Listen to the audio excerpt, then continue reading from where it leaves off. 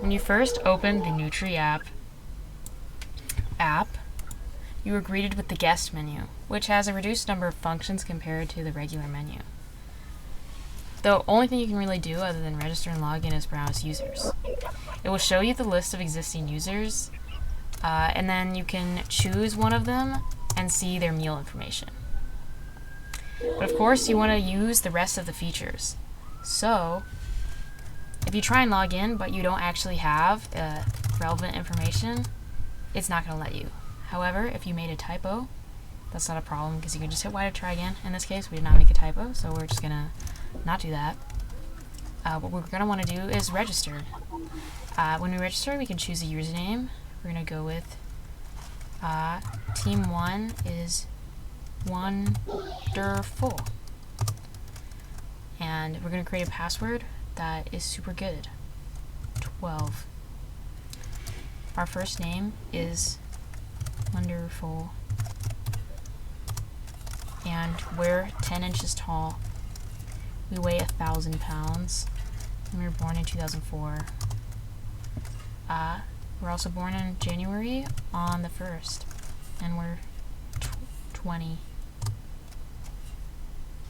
We're pretty happy with our weight here at NutriApp, so we're gonna maintain weight.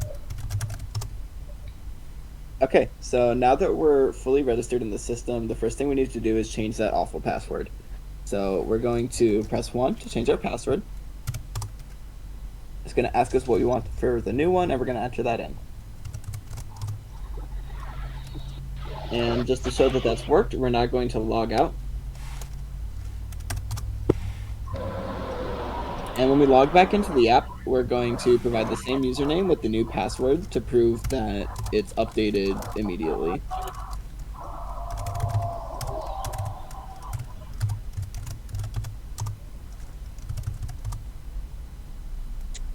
And this works because for R2, we've actually taken what was our JSON persistence and turned that into a PostgreSQL database that runs locally on our systems. So we use a whole bunch of update queries to change any of the little things that need to be changed. And also to prove that our R1 is still working with all of our new changes, we're going to make a meal really quick.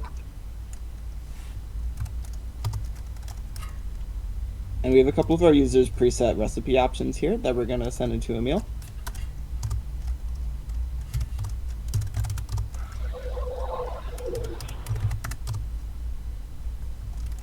And now we got our recipe. Another thing we can do from R1 is change our goal using for. We can set that to any single goal.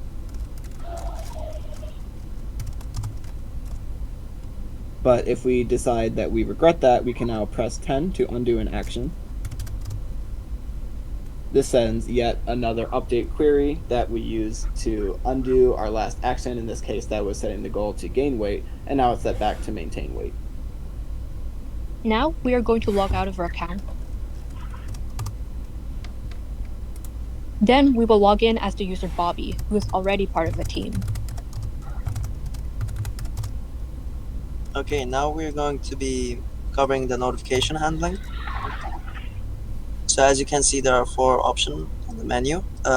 Send a team invitation, accept a team invitation, searching for a user in an existing database, and going back to the main menu. So let's go with the first one, sending a team invitation. So as we said, Bobby is already in the team, so is able to send a team invitation. If you're not in the team, you cannot send a team invitation.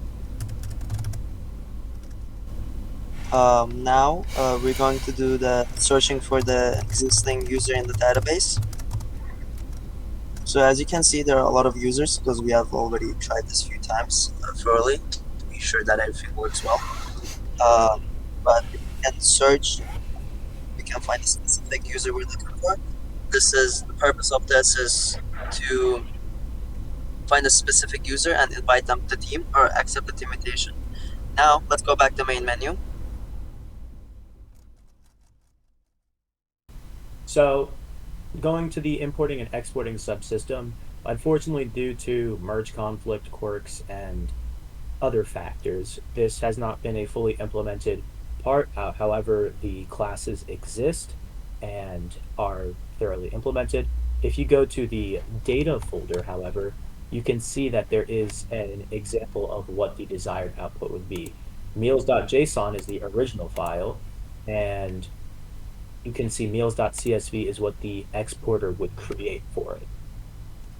This functionality works both ways across importing and exporting, and also includes XML files, with the foundation to include exporting and importing through SQL as well for future upload releases.